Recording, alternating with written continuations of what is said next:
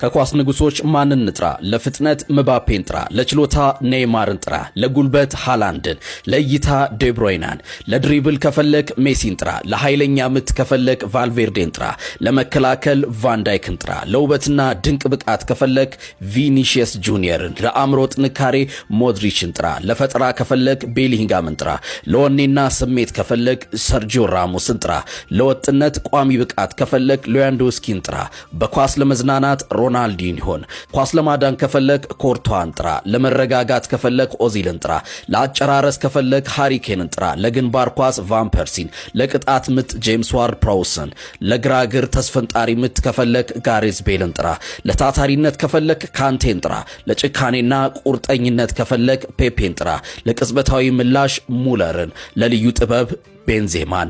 እነዚህን ሁሉ በአንድ ላይ ከፈለክ ግን የምንጊዜውም ታላቅ ተጫዋች የሆነውን ክርስቲያኖ ሮናልዶን ጥራ። እውነተኛ የሮናልዶ አድናቂ ይህንን አይቶ CR7 ብሎ አስተያየት ሳይጽፍ አያልፍም።